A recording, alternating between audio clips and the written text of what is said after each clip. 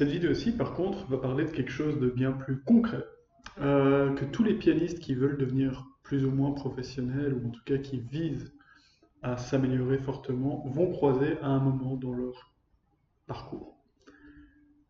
Il y a la question de Hanon.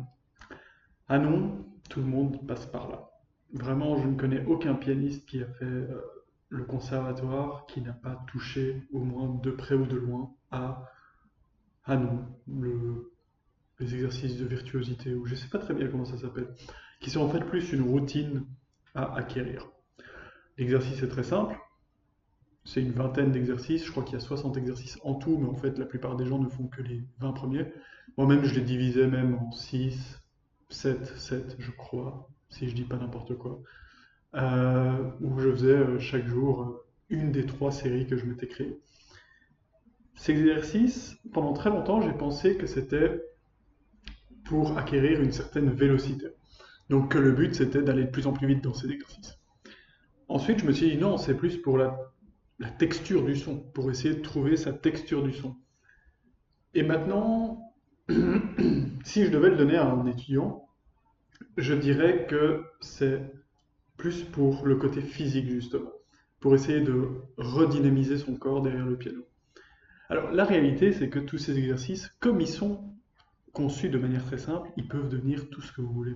Si vous voulez que cet exercice soit quelque chose de solide d'une certaine manière, que ça renforce vos doigts, eh bien, renforcez vos doigts avec. Ça ne vous coûtera rien. Par exemple, si vous voulez vraiment que ça fasse beaucoup de son et que vous ayez une prise forte des doigts, ben faites-le de manière militaire.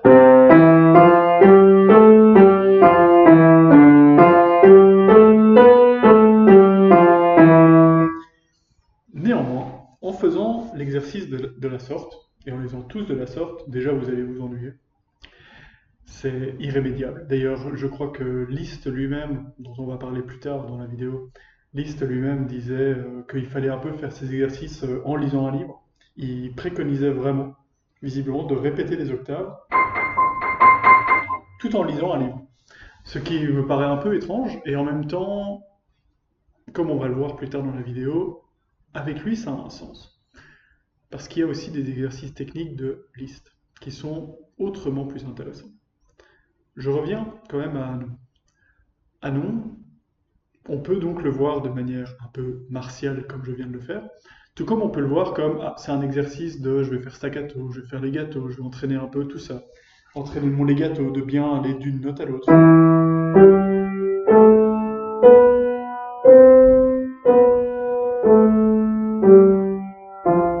De vraiment voir qu'une note va naturellement vers la prochaine. Mais on peut aussi le voir comme non, non, non, c'est vraiment pour que je me concentre sur qu'est-ce qui se passe dans mon avant-bras pendant que je le fais. Qu'est-ce qui se passe à mon épaule pendant que je le fais. Est-ce que j'ai bien mon assise, comme j'ai parlé dans une de mes vidéos précédentes. Est-ce que je suis bien assis complètement avec la conscience que ce sont mes fesses qui font le travail d'une certaine manière et que mon bras, le reste de mon corps, n'est que le contrebalancier de ce qui se passe au niveau de mes fesses. C'est l'approche que moi je donnerais. Par contre, et là je tiens à préciser quand même ma pensée, en fait ces exercices servent à tout ça en même temps. C'est-à-dire que il faut aussi bien savoir le faire de manière staccato, il faut aussi bien savoir le faire de manière legato, portée, en faisant des sauts, pourquoi pas, en le faisant à toutes les hauteurs, essayer d'aller vite, essayer d'aller lentement, essayer de le faire forte, essayer de le faire pianissimo. En fait, on en arrive, en disant ça, à ce que moi j'appelle la technique réelle.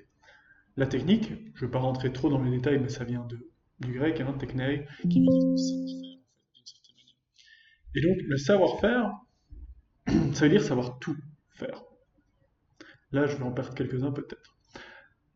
C'est-à-dire que pour moi, si on veut être sûr de bien connaître quelque chose, il faut savoir le faire de toutes les manières différentes. Si vous savez jouer la Méphisto-Valse, les yeux fermés, à l'envers, sans pédale, avec pédale, triple forté partout, triple piano partout, bah alors vous êtes le plus grand des techniciens de tous les temps. Est-ce que ça veut dire que vous êtes un bon pianiste? Pas d'avance.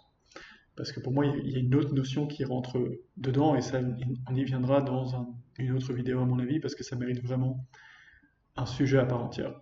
Par contre, vous êtes enfin un vrai technicien. Et c'est là qu'intervient pour moi les exercices techniques de liste. Pour l'anecdote, moi-même, je les ai jamais faits. Je les ai que faits il y a quelques temps et j'ai réalisé à quel point j'aurais dû les faire, en fait. Pour l'anecdote, il y a Argerich qui en parle légèrement quand on lui demande dans une interview est-ce que vous avez déjà fait des exercices techniques dans votre jeunesse ou quoi? Elle dit oui, je crois que j'en ai fait quelques-uns de liste quand j'avais 9 ans, tout ça. J'ai aussi côtoyé quelques personnes qui ont participé au concours Elisabeth, qui est un concours quand même très prestigieux, et qui m'ont tous dit la même chose, mais un peu comme si c'était. Enfin, c'est une drôle d'impression, mais j'ai toujours eu l'impression qu'ils parlaient de ça comme si ça venait d'une secte. Ils disaient, oui, j'en ai un peu fait, mais ils disent jamais rien de plus. Quand on leur demande, t'as fait lesquels, dans quel but ou quoi, jamais de réponse. Et je trouve ça très très dommage. Parce qu'en fait, les exercices de liste sont parfaits. Aussi simple. Ils sont parfaits parce qu'ils couvrent toutes les tonalités, alors je ne crois pas qu'on ait besoin vraiment de toutes les tonalités. Ça, c'est le seul défaut que je trouve, c'est que si on va jusqu'au 4 dièse, 4 bémol de tous les exercices, on est déjà un pianiste complètement accompli. Mais surtout, il offre toutes les difficultés, ou presque, imaginées au piano. C'est-à-dire qu'à partir de là, si on a fait l'exercice en tierce, l'exercice d'arpège en septième diminué dans tous les sens imaginés et imaginables, quand on va voir une partition, on va la déchiffrer complètement différemment. On va voir la partition sous l'angle de mais c'est quoi la difficulté technique? Et moi j'avais eu ça justement, je travaillais le quintet de Brahms mais réduit pour deux pianos, et je travaillais en parallèle des exercices techniques de Liszt, et il y avait un des exercices techniques de Liszt un peu bateau, mais qui est juste des tierces par groupe de trois qui montent et qui descendent. Je vais le faire en do mineur pour le plaisir.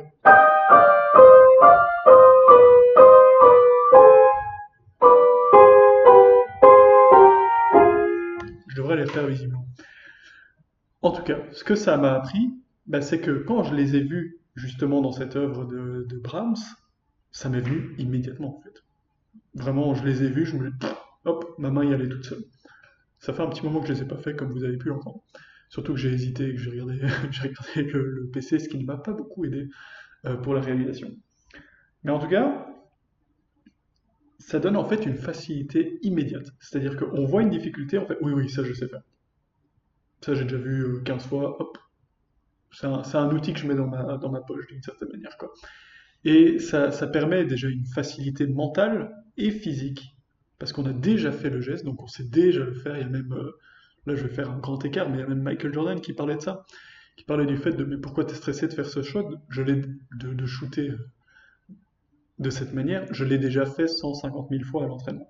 Mais c'est un peu la même chose, mais avec les exercices de liste. C'est vraiment ça l'idée. Mais je l'ai déjà fait 100 fois, même de manière plus complexe. Donc quand je le vois sur une partition, ça ne me fait plus rien. Et donc du coup, on est libéré de la difficulté.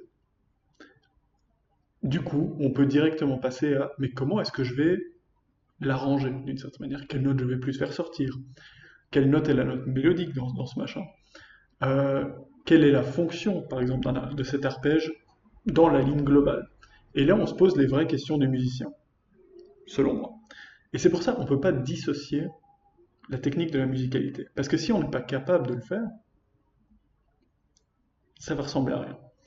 Mais si on le fait juste pour le faire, et il y a de plus en plus de pianistes comme ça, je trouve, qui sont techniquement monstrueux, même à des très hauts concours, hein. On voit qu'ils ont fait les exercices de liste, eux, quand ils avaient 9 ans, et qu'ils les maîtrisent sur le bout des doigts, quoi. Mais d'un autre côté,